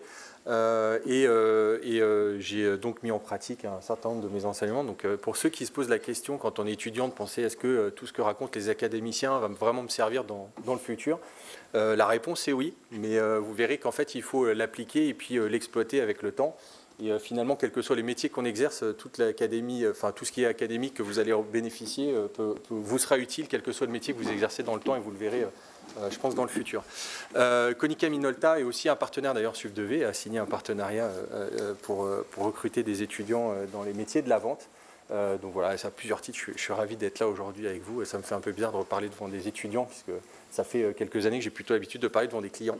Voilà. Donc je vais essayer, et c'est hyper intéressant. Je vous remercie, Robert, pour votre présentation, puisque vous parlez d'énormément de concepts que nous, en tant qu'entreprise du secteur privé, on essaye d'appliquer et d'apporter à nos clients pour leur permettre de travailler et d'exploiter ces technologies-là au service de leurs opérations internes, au service de leur fonctionnement et in fine au service de leurs clients, puisque les sociétés n'étant pas philanthropes, l'objectif premier est de satisfaire des clients et de leur amener un maximum de valeur ajoutée. Cette valeur ajoutée, elle se traduit par ce qu'on fait pour eux, comment on le fait pour eux, et l'expérience client devient un enjeu extrêmement critique et essentiel, qu'il s'agisse d'entreprises qui agissent beaucoup dans le secteur de la relation de ce qu'on appelle le B2C, donc au client final comme La Poste, ou d'autres groupes, mais qui font également du B2B dans l'ensemble. Donc je vais essayer d'illustrer à ma façon différents sujets. Tout d'abord, je voulais amener quelques éléments sur ce qu'on appelle la digitalisation, et donc l'intelligence artificielle rentre dans ces métiers de digitalisation des entreprises. On en parle beaucoup, en long, en large, en travers. Des entreprises comme Konica Minolta cherchent à amener ce type de compétences technologiques au service des clients. Et voilà, je vais essayer de vous amener quelques idées sur déjà traiter quelques idées reçues. On dit souvent, en tout cas les clients ou les entreprises du privé se disent c'est un peu tard pour s'y mettre, finalement j'ai déjà pas mal de technologies qui sont embarquées, est-ce que j'ai encore le temps de venir me lancer dans ces technologies-là? Et la réponse qu'on va apporter nous en tant que professionnels, c'est qu'il n'est jamais trop tard, puisque une entreprise vit, une entreprise évolue au gré des technologies, du marché, des clients, des besoins des clients, de leur progression en termes de chiffre d'affaires, de structure et d'organisation. Donc il n'est jamais trop tard. Ça veut dire que, comme toute opération technologique, on peut amener... C'est pas tant les AOC que ça va être. Bonjour. On peut toujours amener de la valeur au sein d'une entreprise avec de la technologie. Tous les éditeurs métiers aujourd'hui, donc ce qu'on appelle un éditeur métier, ce sont des fournisseurs de technologies et de systèmes qui sont déjà préconfigurés, préparatés ou préconstruits pour être capables de répondre, intègrent des technologies de transformation digitale. C'est vrai et c'est faux à la fois. Ça veut dire qu'il y a des entreprises qui ont bien compris l'intérêt d'amener de la technologie au service des entreprises, mais tout n'est pas encore toujours opéré avec le best value qu'on peut leur apporter, etc. Donc il y a toujours des choses à amener en complément. Et tout ça, ça va vraiment dépendre de la stratégie que l'entreprise se donne en termes de relations clients, de qualité, de NPS, etc. Donc ce n'est pas une vérité absolue. Les solutions sont trop chères. C'était le cas, et je peux vous dire qu'ayant travaillé dans les métiers de transformation digitale depuis plus de 20 ans maintenant, il y a 25 ans, il y a 20 ans, quand on voulait investir dans cette technologie-là, il fallait effectivement avoir beaucoup de moyens. Donc c'était vraiment le propre des très grandes organisations. Donc les grosses sociétés d'assurance, les grosses organisations avaient les moyens d'y aller, et les petites entreprises y allaient beaucoup moins. Aujourd'hui, je ne sais pas si vous serez surpris de l'apprendre, mais il y a aussi des technologies qui permettent à des petites entreprises de 10, 20, 50 salariés d'accéder à ces technologies-là parce que le marché s'est démocratisé. Et en grosse partie, grâce à tous ces systèmes d'infrastructure dont parlait Robert Viseur juste précédemment, les technologies, les architectures qui supportent ces technologies-là ont des besoins en puissance de calcul, de mémoire, de capacité technique. Elles étaient extrêmement onéreuses par le passé. Vous avez vu le prix aujourd'hui des PC ou des téléphones. Un téléphone, ça coûte 1 000 € quand il est puissant, c'est cher, mais vous dites qu'un téléphone, aujourd'hui, ça a 150, 200 fois la puissance qu'avait le peu d'informatique qui était embarqué sur Apollo quand ils sont partis sur la Lune. Donc, vous pouvez imaginer la technologie qui est embarquée dans un appareil, la force qu'elle a. Donc aujourd'hui, c'est accessible et c'est plus cher comme à une époque. Et enfin, toutes ces solutions se ressemblent? Non, elles ne se ressemblent pas. Il y a énormément de technologies et c'est là où également le message que moi je dresse à mes clients, c'est de penser que peu importe la technologie, qu'est-ce que vous voulez faire, quelles sont les problématiques de l'entreprise, qu'est-ce qu'on cherche à résoudre, et en fonction de ça, on va aller travailler sur les technologies qui sont les plus appropriées pour être capable de faire. Et l'IA est extrêmement intéressante. C'est un enjeu de maintenant. C'est-à-dire qu'il y a quelques temps, on était encore en phase de balbutiement autour de ces technologies-là et puis on la mettait beaucoup en cause. Aujourd'hui, on est dans des phases exploratoires. Alors, ce n'est pas complètement démocratisé. L'intelligence artificielle commence à arriver dans les technologies. Nous-mêmes, on commence à l'intégrer dans un certain nombre de projets. Mais on est encore dans une phase où on est en train de chercher le curseur entre la qualité et vous avez compris au travers de l'intervention de Robert Viseur qu'il y a encore énormément d'enjeux techniques et conceptuels à continuer d'arbitrer. Il y a la question du coût, la question d'organisation, la question de jusqu'où est-ce que j'accepte d'être sur des systèmes qui sont extérieurs à chez moi, donc que je maîtrise moins, parce qu'effectivement, si un fournisseur de service un jour décide de couper ou de changer sa façon de travailler, ça peut vous mettre à mal, donc il faut que vous soyez préparé à ça, etc., etc. Donc il y a beaucoup de choses à travailler. L'essentiel, c'est que la stratégie de votre relation client doit être clairement définie pour comprendre qu'est-ce que vous voulez faire, où est-ce que vous voulez aller, et en fonction de ça, on va commencer à travailler sur les technologies qui vont vous intéresser. Voilà dans les grandes lignes. Ensuite, je voulais essayer de faire, je vais essayer de vulgariser un petit peu la partie académique pour l'amener et la transposer dans ma vision business aujourd'hui de qu'est-ce que c'est que la transformation digitale et comment est-ce qu'elle est au cœur de la relation avec le client. Je rappelle que le client, c'est la personne qui va faire vivre l'entreprise, que ce soit une entreprise ou un client final. Donc c'est l'enjeu principal d'une entreprise. Dans une entreprise, on a quoi au niveau informationnel, au niveau technologique? On a des données. Et les données, c'est des données de clients, des données de salariés, des données qui concernent des informations financières, commerciales, et elle est répartie dans plein de systèmes d'information. Elle est répartie dans des systèmes métiers, elle est dans des fichiers, dans des documents, qu'ils soient papier, électronique, etc. Toute cette donnée-là, c'est le cœur de l'entreprise, c'est sa valeur, puisque sans données, vous n'exécutez aucune opération commerciale. Donc c'est vraiment le patrimoine de l'entreprise, la donnée. Pendant longtemps, on disait que c'était le papier, parce que moi j'ai eu la chance de démarrer dans des métiers de l'archivage physique, et puis après on a commencé à les scanner, parce qu'on voulait le retrouver en digital. Et après, il y a eu la technologie qui a permis d'aller lire ce qu'il y avait comme contenu à l'intérieur de ces documents. Et aujourd'hui, on utilise l'intelligence artificielle pour, au-delà de lire, savoir qu'est-ce qui est marqué dans le document et pas uniquement retrouver le mot, mais quel est le sens des mots qui sont enchaînés à l'intérieur d'un document et comment est-ce qu'on exploite cette information-là. Et dans la relation client, c'est ce qui va être utilisé par des chatbots et par beaucoup d'autres choses. Dans une entreprise, on a des processus. Alors, une entreprise va déterminer un modèle de fonctionnement, un modèle organisationnel, un modèle commercial. Et il va y avoir des directions opérationnelles, des entités, d'achat, de relations clients, de qualité, il y a plein de choses, plein de processus qui vont permettre, donc là j'ai mis des exemples sur les salariés et les étudiants.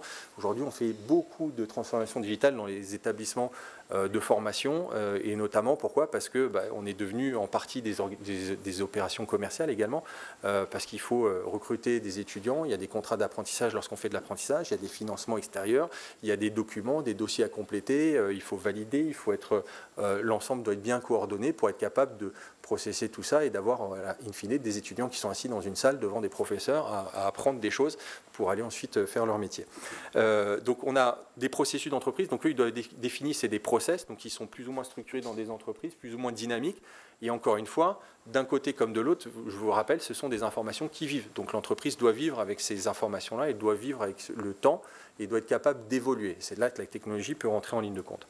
Et enfin, il y a ce qu'on appelle les applications métiers, SAP pour de la comptabilité, BMC pour des gestions de ticketing quand c'est des problèmes techniques, des systèmes de relations clients. Il y a plein de choses qui vont permettre de faire des achats, de faire de la vente, de faire de la facturation, de gérer de la relation client, etc.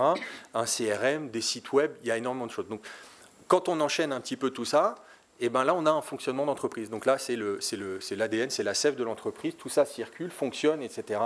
Et nous, on vend aujourd'hui, on commercialise, en tout cas, c'est la partie que je transcris des discussions qu'on fait aujourd'hui, des systèmes qui vont permettre d'interconnecter tout ça et de chercher à le fluidifier, à l'organiser pour être plus efficace et plus performant. Donc on serait comme une espèce de surcouche. Et là-dedans, l'intelligence artificielle vient se connecter sur ces systèmes-là pour donner de l'intelligence à... J'ai un problème X, Y ou Z, j'ai des données, j'ai des systèmes, comment est-ce que je corrèle tout ça pour amener une réponse efficace? D'accord? Oui, j'essaie de vérifier que je ne perds personne, parce que je suis convaincu de ce que je raconte, mais soyez convaincus avec moi. On va répondre donc à différents enjeux. Un des enjeux premiers d'une entreprise aujourd'hui, c'est de maîtriser ses données. Pour vous donner un ordre d'idée, une entreprise en moyenne produisait 2 fois plus de données par an il y a 20 ans. Ou 30 ans. Aujourd'hui, on est sur des facteurs à x50 jusqu'à 250 fois plus de données par an au sein d'une même entreprise. C'est colossal. Aujourd'hui, on travaille beaucoup avec des établissements de santé. Dans l'établissement de santé, c'est de pire en pire parce qu'on a des technologies d'imagerie qui vont tellement loin. Pour ceux qui ont déjà passé des IRM, des scanners, etc., ce que je ne souhaite pas trop, mais c'est important de pouvoir le faire.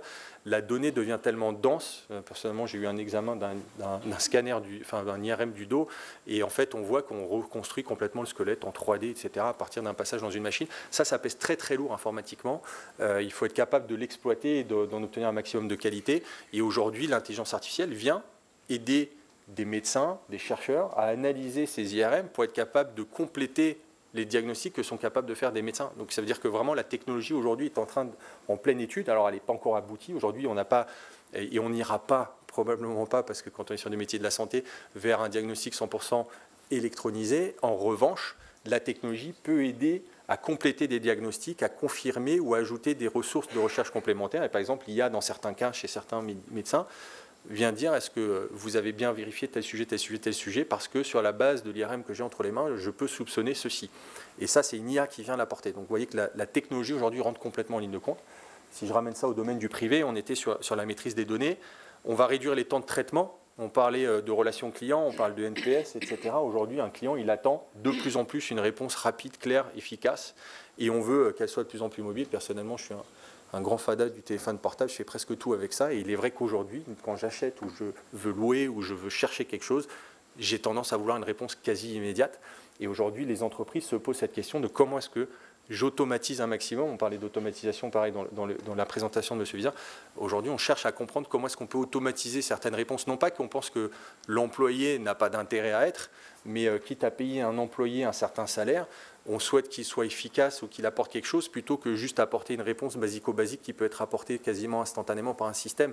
L'objectif n'est pas de remplacer l'employeur, mais plutôt d'amener toujours cette capacité de vitesse d'exécution. Et lorsqu'on est dans des sociétés comme La Poste, tout comme d'autres, nous aujourd'hui on travaille avec des sociétés d'assurance, un expert en assurance, on préfère qu'il passe du temps à analyser un sinistre et à amener une expertise métier juridique dans la capacité d'analyse d'un cas d'un sinistre, plutôt que juste dire oui, vous êtes couvert en cas de sinistre, de ceci ou de cela. Ça, une intelligence artificielle peut être capable de prendre le contrat et répondre à la réponse du client juste en lisant le contrat et en lui disant vous êtes bien couvert pour tel type de risque dans telle et telle condition. D'accord ? Donc c'est toute cette réflexion-là que les entreprises cherchent à s'apporter. Réduire le temps de traitement, sécuriser les processus. Donc dans les formations, on parlait de management de la qualité. Le management de la qualité aujourd'hui devient compliqué dans les entreprises, parce que vous avez vu entre les systèmes, les données, le nombre de personnes, les réglementations, les RGPD et le client final qui lui veut toujours quelque chose de fini et sur lequel il a confiance dans sa relation au fournisseur, il faut que la qualité soit exceptionnelle ou la plus maîtrisée possible. Et pour cela, on peut mettre en place des systèmes de management de la qualité. Donc on peut faire des fiches d'incident, enfin il y a pas mal de sujets dans les traitements de la qualité. Mais il va falloir aussi que vos systèmes vous permettent de porter ce niveau de qualité dans son ensemble et d'être capable, lorsque vous avez un problème, d'identifier où a été mon problème et comment est-ce que je le traite le plus rapidement possible, comme vous le disiez à la Poste. Effectivement, il faut encore savoir quel est le problème pour pouvoir l'adresser. Il faut aussi pas se voiler la face et le traiter. Pour cela, plus vous aurez un système d'information qui sera coordonné comme il faut, vous serez capable de le faire. Et les systèmes d'IA peuvent venir vous aider à accélérer cette réflexion-là. Et enfin, c'est assouplir le système d'information parce que, et là, l'intelligence artificielle amène un vrai plus. À titre d'exemple, on vend, nous, des systèmes qu'on appelle de gestion électronique de documents et de dématérialisation qui permettent de gérer tous les contenus de l'entreprise. Donc, vous allez avoir un système dans lequel la RH peut aller chercher le contrat de travail de monsieur un tel. Ça, c'est une façon de le faire. Et puis, de plus en plus, on a besoin juste de savoir, monsieur un tel, depuis quand il est dans l'entreprise, ou quand est-ce qu'il finit sa période d'essai, ou quel est son bonus en cas d'atteinte de ses objectifs commerciaux. Donc là, on commence à intégrer l'intelligence artificielle plutôt que d'aller chercher le document dans la bonne armoire et dans le bon endroit avec les bons mots-clés, etc. Et ensuite, de consulter le document et de farfouiller les 18 pages du contrat de travail. On va écrire quand se termine la période d'essai de M. Pizzo, et le système vous dit il a déjà fini sa période d'essai depuis telle date, il est donc machin truc, et en cas de rupture du contrat de travail, il aura un préavis de temps. Et donc là, on amène de la valeur, et c'est là où l'intelligence artificielle vient amener du support. Si on reprend un exemple d'un cas d'application, l'intelligence, aujourd'hui, il y a des règles. Et on le voit, pour ceux qui ont utilisé des chatbots il y a 10 ans, on posait une question à un chatbot et généralement, au bout de 3 questions, on s'énervait parce qu'on se disait qu'ils n'ont rien compris. Aujourd'hui, l'intelligence artificielle, pourquoi ils n'ont rien compris? Parce qu'à l'époque, on travaillait qu'avec des systèmes de règles et de choix, questions à choix multiples, et il y avait une route qui était écrite. Et soit vous rentriez dans la route et vous aviez une réponse, et ça c'était génial, soit vous ne rentrez pas dans la route et vous n'avez pas une réponse. Aujourd'hui, l'intelligence artificielle, dans le cadre d'une réclamation, par exemple, d'un consommateur de la Poste ou d'un service colis, l'intelligence artificielle peut aider à analyser quel est le problème, et d'aller amener ce problème directement à la bonne organisation qui va adresser le problème. Je suppose, je ne connais pas votre structure opérationnelle, mais globalement, si on a un problème d'adressage de livraison d'un colis local qui concerne une agence, autant amener directement ce problème-là à l'agence pour qu'il soit traité dès le lendemain. Et si c'est un problème de quelqu'un qui veut se faire rembourser, je sais pas, une lettre Chronopost parce qu'elle a été livrée 48 heures en retard, ce n'est pas du tout le même service, ça ne sert à rien de l'amener à un agent local en agence et ça peut être traité en centrale par quelqu'un qui est spécialiste dans la relation client. C'est un peu la même chose quand on travaille aujourd'hui avec des sociétés d'assurance. L'intelligence artificielle amène la capacité d'interprétation de ce qui se passe pour l'amener vers les bonnes directions opérationnelles, les bonnes entités opérationnelles pour que ce soit adressé et traité le plus efficacement possible. Donc, dernier exemple, dans les assurances, comprendre qu'un client est fâché, qu'il a un vrai problème. Est-ce que c'est juste un problème contractuel auquel cas on l'adresse par des gestionnaires clients, soit il y a un problème de sinistre qui peut être grave, médical, etc., sociologique, enfin social, etc., auquel cas on va amener ça à des gens qui sont spécialistes et qui sont capables de prendre le téléphone et d'avoir un dialogue humain avec la personne en face et de traiter le problème de façon ad hoc. Donc voilà un petit peu la grande couverture des sujets. J'ai essayé d'être un peu large, j'ai essayé de vulgariser un petit peu. J'espère que je vous ai apporté un éclairage, en tout cas business. Et puis voilà, j'ai fait le tour de la question. Merci beaucoup pour votre attention. Et puis je vais être là pour pouvoir discuter un petit peu. Merci beaucoup, Monsieur Pizzo, de tout cet éclairage et puis d'avoir rappelé quelque chose qui pour nous paraît évident, mais qui effectivement parfois les étudiants ne le comprennent pas. C'est qu'il y a bien un lien entre les deux univers et des fois ils s'en aperçoivent pas tout de suite. C'est vrai qu'ils s'en aperçoivent peut-être par la pratique de professionnels et c'est la raison d'être même de ce symposium, de pouvoir mailler les deux dimensions. Avant de peut-être vous donner à tous peut-être la possibilité de poser des questions ou d'interagir, j'aurais aimé, si vous le voulez bien, peut-être avoir peut-être votre réaction de prime abord. Après, moi, j'ai 2-3 peut-être questions, mais en tout cas, s'il y a des choses qui, dans ce que vous avez pu entendre, fait écho à des choses que vous pouvez vivre ou des questionnements peut-être que vous pouvez avoir, je vous laisse la parole. Oui, bien sûr. Alors d'abord sur les IA et notamment les IA génératives, on voit bien toutes les applications maintenant ou futures qu'on va pouvoir développer, et aussi quand même toutes les contraintes que ça pose. Et je crois que quand on est en veille ou quand on développe tout ça, il faut les avoir en tête. Évidemment, nous, la Poste, on ne pourra pas se permettre même 1%, vous voyez, d'hallucination ou de c'est pas possible. On cherche à être au ppm, alors quand on est encore à des pourcentages, c'est pas possible. D'abord, des applications, je pense notamment aux appels entrants dans les plateaux relations clients. On en a quand même des millions à gérer chaque semaine. Si je prends le colis, du côté de Colissimo, 60% par exemple, des appels entrants, c'est où est mon colis, numéro 453 000, etc. Voilà, donc là, évidemment, on retrouve ce que vous avez indiqué, c'est-à-dire notre capacité informatique d'aller chercher l'information dans les systèmes de production, donc là, de logiciels. Donc là, on est vraiment dans les grandes bases industrielles, d'aller chercher l'information qui convient au client et lui rapporter. Tout ça doit être automatisé le plus possible. L'information est à faible valeur ajoutée, elle est à valeur ajoutée pour le client, mais en réalité, l'information ne requiert pas une expertise, et je me retrouve très bien dans vos explications. Voilà. Après, peut-être plusieurs enjeux, parce qu'effectivement, derrière ces sujets technologiques, il y a finalement quels sont les grands enjeux autour de la relation client aujourd'hui. Moi, j'en vois 3 ou 4. Le premier, c'est de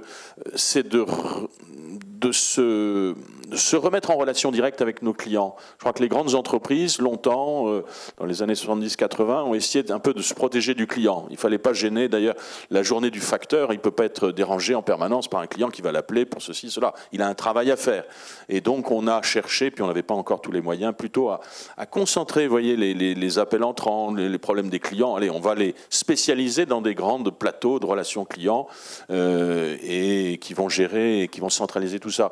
Mais c'est aussi des modèles de grandes entreprises. Les compagnies d'assurance, on a eu de cesse à un moment donné de mettre des agents généraux pour se protéger, pour ne pas avoir de relation client avec le client, de relation directe. On voit bien que les modèles, et avec le digital en particulier, la valeur, elle se crée dans la relation directe avec le client. D'ailleurs, si on prend de la distance avec le client final, d'autres vont s'intermédier, vont utiliser la donnée du client pour développer des modèles finalement où les grandes compagnies vont être des intermédiaires. En plus, l'innovation périclite peu à peu parce que finalement on n'a plus la connaissance du client et donc on ne saura plus inventer de nouveaux. Voilà, donc on est vraiment dans ce modèle où aujourd'hui on essaie au contraire d'horizontaliser la relation client. Je crois que c'est voilà. Et nous à la Poste, on a cherché, bien sûr, on maintient tous ces plateaux relations clients, mais à travers le once done, à travers la boucle courte, c'est-à-dire de se dire finalement le client a un problème, au-delà des petits sujets, je veux dire, assez communs, où est mon colis, mais voilà, il a un problème, il a un incident. Comment, le plus rapidement possible, on va trouver le postier qui est l'expert, qui va pouvoir répondre à ce client. Et en général, d'ailleurs, c'est le postier qui est en proximité.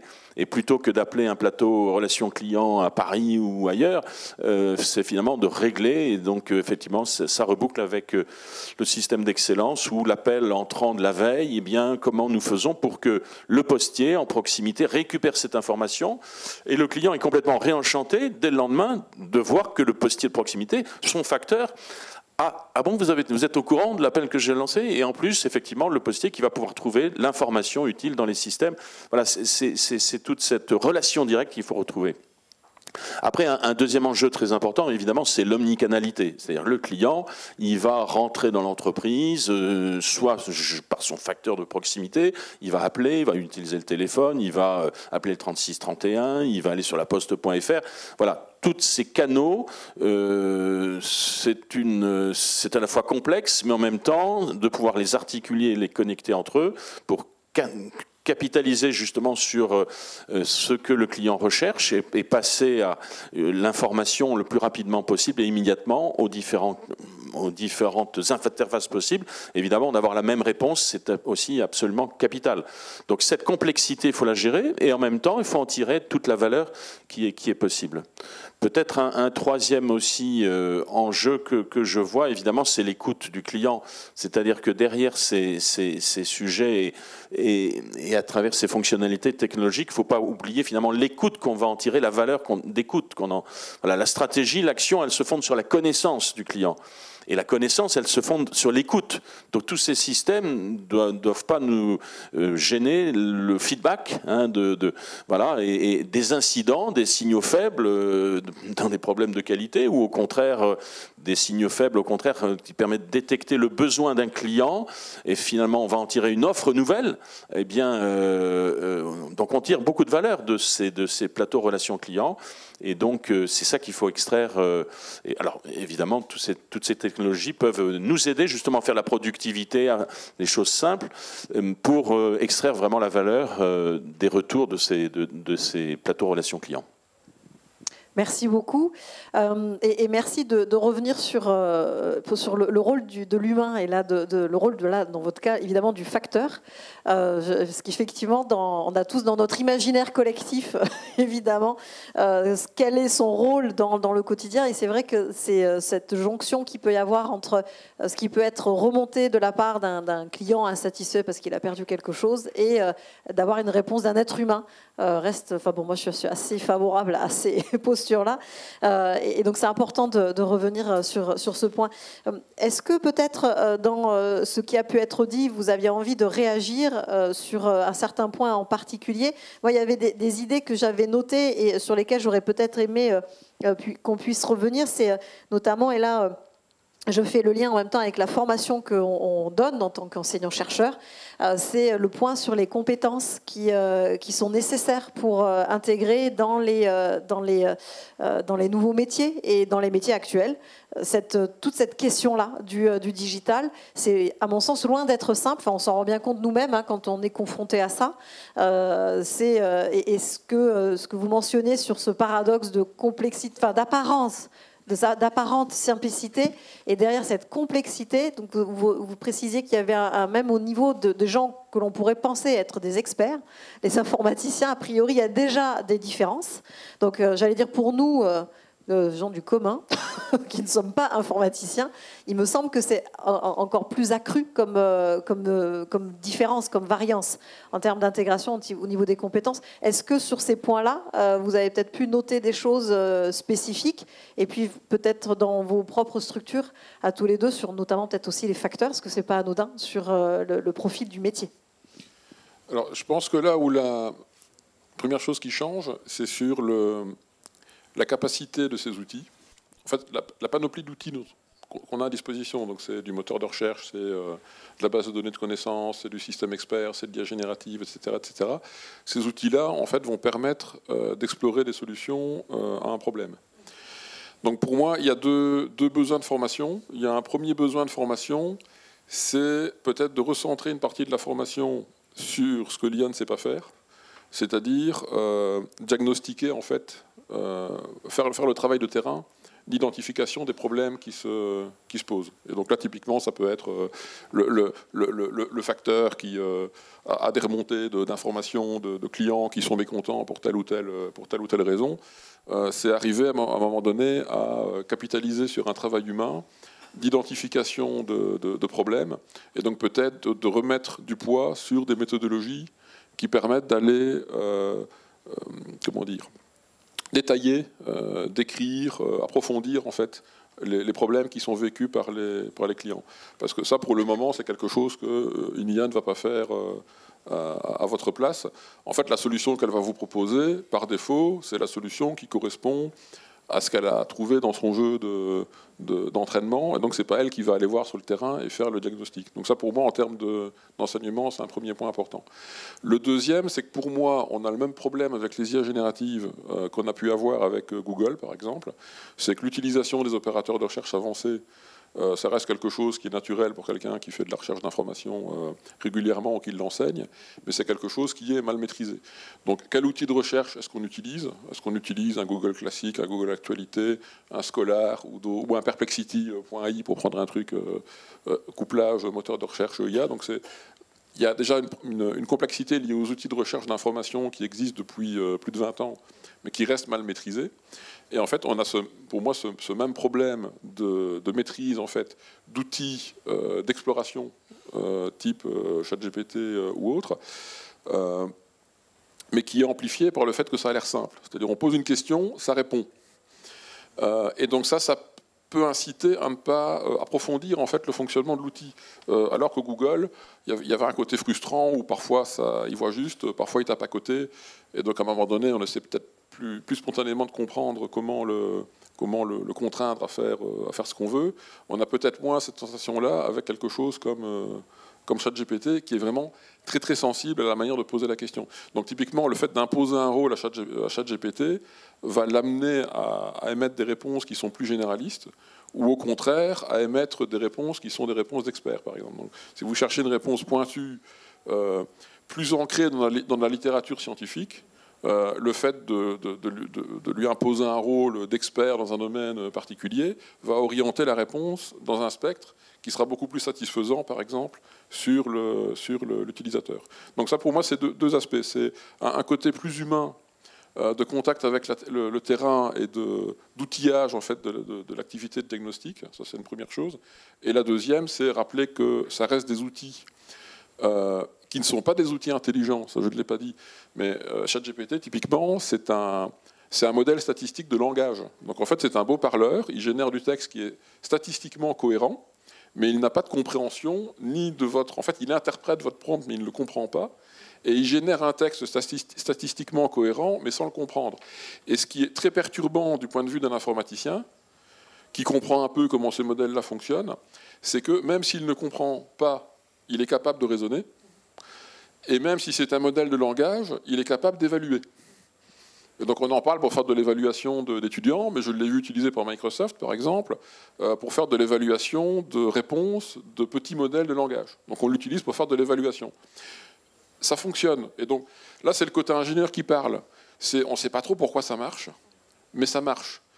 Mais par contre, par rapport à une entreprise qui a des contraintes de qualité à respecter, c'est assez perturbant. Et peut-être une dernière chose pour clôturer ma réponse par rapport à ce que monsieur a dit, c'est que le problème d'hallucination, il est à la fois gênant, parce que c'est un problème de non-qualité, de fiabilité de l'information qui est donnée par l'entreprise, et à relativiser, parce qu'en fait, l'humain se trompe aussi. Et en fait, moi, ce qui me frappe quand on utilise une IA générative, par exemple, pour faire du calcul de coût total de possession, en fait, vous lui demandez de produire le raisonnement, de produire le calcul, il se trompe, vous interagissez avec, il va plus ou moins se corriger. En fait, ça me fait penser à un collègue qui serait un peu distrait, qui a parfois un peu de mal dans les calculs. Et puis voilà, vous faites le travail avec lui et vous progressez de cette manière-là. Il y a un côté, en fait, qui est étrangement humain dans le fonctionnement des systèmes-là, même s'ils ne sont pas humains et qui ne comprennent pas. Mais pour moi, ce phénomène d'hallucination, il est à relativiser parce que généralement, on confronte en fait l'intelligence, entre gros guillemets, de l'IA générative à un humain qui serait un sachant parfait, qui ne se trompe jamais. Et en pratique, je sais pas, ceux qui ont lu Baillargeon, par exemple, vous avez tout le recueil de farce et attrape qui fonctionne pour tromper l'humain. En fait, ça trompe l'IA générative la plupart du temps, mais ça trompe l'humain aussi. Donc pour moi, il y a ces deux aspects qui sont à mettre en balance, en fait. Merci. Oui. Oui. Alors, je vais juste peut-être vous laisser, peut-être vous voulez réagir peut-être sur ce qui avait pu être dit sur ces questions de compétences. Oui.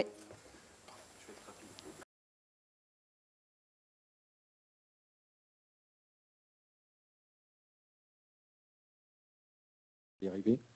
En général, quand je vais dans un supermarché, je prends le caddie avec la roue qui ne roule pas. Donc j'ai le micro qui ne marche pas. Juste deux choses. C'est le bon conseil côté entreprise, déjà de ne pas penser que la technologie fait tout. C'est pas le cas. Aujourd'hui, les technologies font beaucoup, mais ne font pas tout. Sur ce que je disais en introduction. je reviens en introduction, l'entreprise doit chercher à comprendre ce qu'elle veut faire et ce qu'elle souhaite faire. Et ça, je ne le dis pas très fort à mes clients. Le deuxième conseil, c'est de se faire accompagner, potentiellement par une entreprise un peu experte qui peut aider à raisonner autour de ces problématiques et quelle technologie je dois pouvoir embarquer. Et le deuxième conseil que je donnerais au public, mais pas à mes clients, c'est prenez un deuxième avis, un peu comme quand vous allez consulter un médecin avant une opération. Consultez une ou plusieurs entreprises parce que ces technologies-là sont récentes, sont mouvantes. Il n'y a pas de valeur absolue ou de réponse absolue. Donc, explorez les différentes pistes pour essayer de trouver la meilleure adéquation problématique, technologie et réponse à ma stratégie. Il y a pas de, on est encore au début de l'IA générative et si on fait plein de choses formidables, comme vous disiez, il y a de l'approximation sur certains aspects. Donc, ne vous arrêtez pas et surtout, il faut partir sans idée arrêtée. Il faut ouvrir vraiment les chakras et essayer de comprendre parce que c'est complexe. Et nous, en tant qu'entreprise, même nous-mêmes, des fois, on n'aborde pas toujours parce qu'on part un peu bille en tête sur nos vécus, nos acquis, en pensant que la meilleure réponse à apporter au client, c'est de cette façon qu'on doit l'opérer. Et en fait, en discutant et en comprenant, en interprétant, en dialoguant, vous allez vous rendre compte qu'il existe sur le marché des technologies, des modèles que vous ne connaissiez pas parce qu'ils sont neufs, ils sont récents. Il y a des gens qui explorent ça avec des technologies pour amener de la valeur aux entreprises. Oui, peut-être rappeler, juste à la Poste, on a quelques applications d'IA générative, mais on est encore essentiellement, notamment dans les modèles de chatbot, sur des chats de première génération. Donc, ce n'est pas quelque chose qui est aujourd'hui diffusé largement. En revanche, la formation, évidemment, de nos postiers est essentielle. On a lancé au niveau du groupe La Poste une grande parcours de formation, 18 000 postiers qui ont été formés au digital et à tout ce qui est intelligence artificielle pour s'ouvrir l'esprit et puis, évidemment, utiliser toujours mieux les outils digitaux.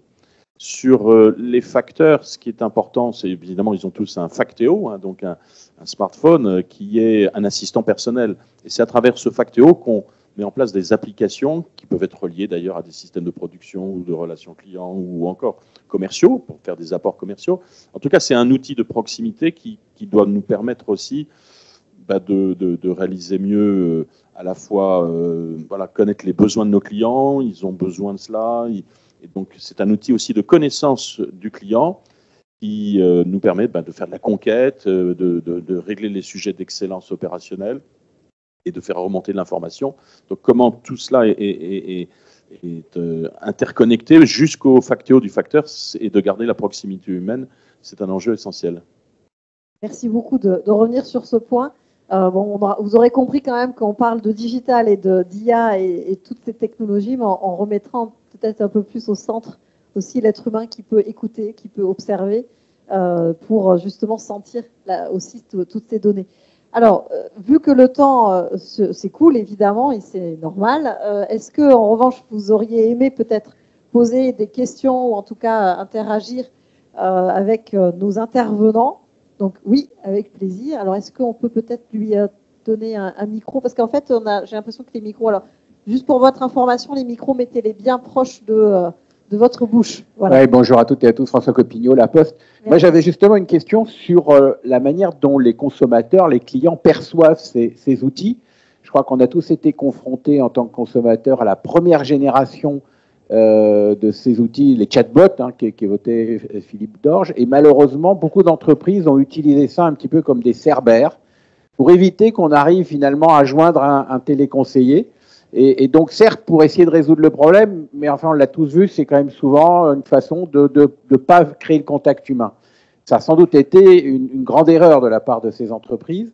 Et donc, je voulais savoir si on a documenté ça, s'il existe des études qui montrent, qui se penchent sur la satisfaction du client confronté à ces nouvelles technologies. Alors, pour ma part, je ne suis pas convaincu que ça a été de façon vraiment délibérée que de vouloir mettre ces serveurs en place.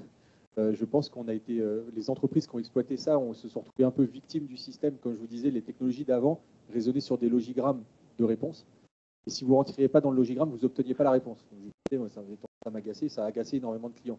Je ne sais pas si ça a été beaucoup documenté, mais il y a énormément d'entreprises qui ont fait machine arrière et qui ont laissé les chatbots uniquement sur quelques côtés commerciaux, de réponse à des réponses commerciales basiques. Ça fonctionne plutôt bien. L'IA va permettre de faire progresser cela. Mais je pense que les entreprises ont été victimes de l'envie d'aller sur des nouvelles technologies, plus faire exprès de se retrouver. C'est mon opinion.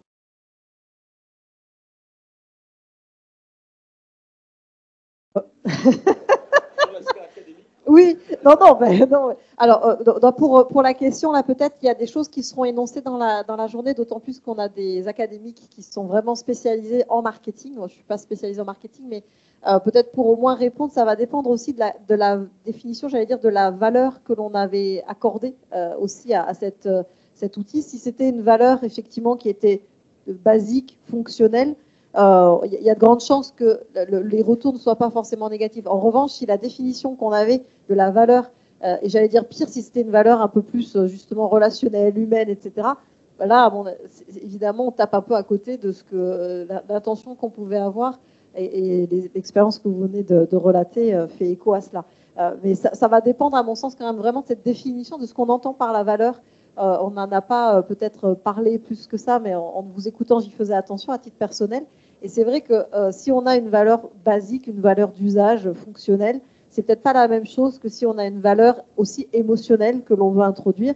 Et là, il y a quand même d'autres enjeux qui se posent, et l'IA doit se saisir au moins de cela et se demander comment on fait pour peut-être valoriser ces autres types de valeurs. Il n'y a pas que de la valeur, j'allais dire, quantitative, NPS, vous le disiez très bien tout à l'heure, il n'y a pas que ça, il y a aussi d'autres choses, fort heureusement. Oui, j'ai vu que vous aviez aussi une question. Oui, bonjour, Olivia Moisic-Bello, La Poste. Ma question s'adresse à Monsieur Viseur. Vous avez parlé tout à l'heure d'une IA générative qui peut aller créer, élaborer des fiches produits.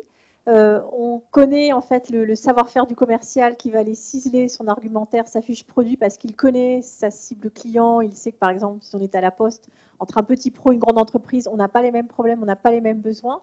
Est-ce que vous pensez qu'un jour l'IA pourra aller piocher à la fois dans par exemple des bases GCRM et des données vraiment industrielles produits pour aller jusqu'à ce savoir-faire où ça restera irremplaçable?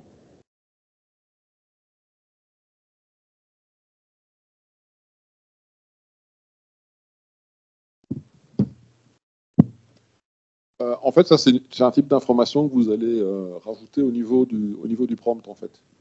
Donc, dans le calcul de TCO, que j'avais, les rubriques du TCO que j'avais projetées à l'écran, vous avez dans les coûts d'acquisition l'intégration au logiciel métier.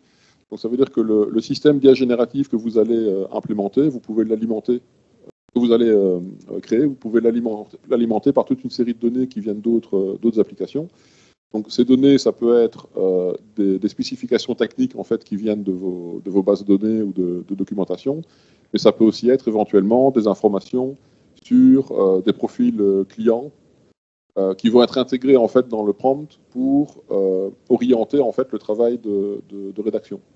Donc, est-ce que ça va réussir à atteindre le même niveau de qualité qu'un travail humain? Peut-être pas. Par contre, pour moi, ce qui peut être intéressant, c'est quand vous avez du contenu qui doit être généré régulièrement en grande quantité avec un niveau de qualité suffisant et une optimisation en fait, pour les moteurs de recherche, par exemple, suffisante. Je pense que dans ce contexte d'utilisation, là, vous aurez quelque chose qui peut être bon. Donc pour moi, c'est plus dans ce genre de cas. C'est vous avez 10 000 fiches de produits avec des descriptions qui sont incomplètes. Vous voulez faire de l'expansion en fait, de fiches produits à partir d'un contenu existant. En fait, l'information que vous allez rajouter dans le prompt va éviter à l'IA générative de diverger trop fort. Et donc va permettre de cadrer un peu plus le contenu et de l'orienter dans une direction qui vous intéresse en fonction typiquement de données issues du CRM ou de votre ERP ou de votre boutique en ligne ou ce genre de choses. Donc je pense que c'est plutôt là que le potentiel se trouve en fait. Et derrière ça, éventuellement, on peut avoir du contrôle qualité. Et donc peut-être avoir des indicateurs qui amènent, je ne sais pas, sur des produits qui sont des produits phares. Là, en fait, on va remettre du travail humain pour peut-être prendre plus de temps à valider, en fait, valider le contenu qui a été généré. Merci beaucoup. Alors, comme le temps file très vite, mais il y avait quelqu'un a priori qui avait levé la main. Oui, alors si vous pouvez peut-être parler très fort et on va... Allez-y. Najette ?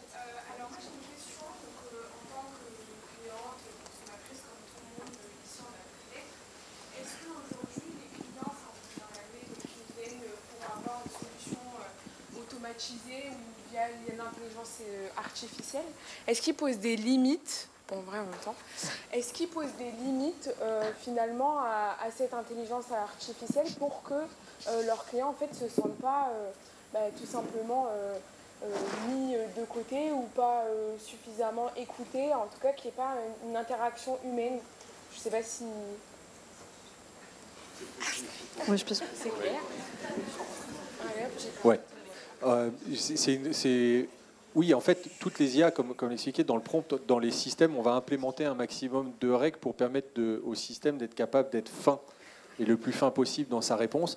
Alors maintenant, quand vous parlez de limites, oui, après, il y a les règles de gestion, et c'est là où, ce que j'expliquais tout à l'heure, il faut contextualiser les typologies de réponse, de dire, il y a certains sujets qu'on va permettre au système de traiter par lui-même, et il y en a d'autres où on va lui demander d'être capable d'amener cette question-là vers quelqu'un au sein de l'organisation, qui sera un humain, qui sera capable de prendre en charge et de traiter différemment. Donc c'est vraiment toujours la souplesse, et c'est là où je rajoute le dernier point que j'aurais dû dire avant dans une des réponses précédentes. Nous, en tant que fournisseur technologique, par exemple, on insiste à 3000% sur l'implication essentielle du client et de ses organisations métiers. Les gens qui sont en expertise de plateau relations clients ou de back-office chez La Poste sont ceux qu'on doit écouter en premier, qui doivent exploiter leur quotidien, et c'est leur quotidien qu'on doit essayer d'amener en réponse aux problématiques technologiques. Et ce n'est pas juste nous qui amenons une technologie pour dire, vous allez voir, c'est merveilleux, ça va tout faire, et puis faites comme ça, et c'est comme ça. Nous, globalement, on ne saura qu'amener de la technologie au service de l'entreprise, mais l'entreprise doit être très claire sur ce qu'elle veut faire. Et l'input des gens dont c'est le métier au quotidien doit être essentiel pour permettre d'amener le maximum d'efficacité dans ce qu'on place.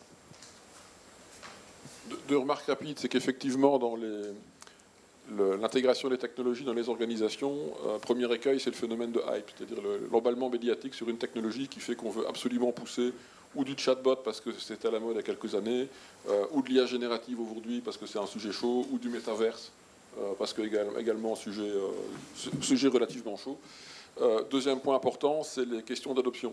C'est-à-dire que s'il y a des gros points de friction au niveau du personnel pour utiliser les outils, en fait, les outils ne seront jamais utilisés de manière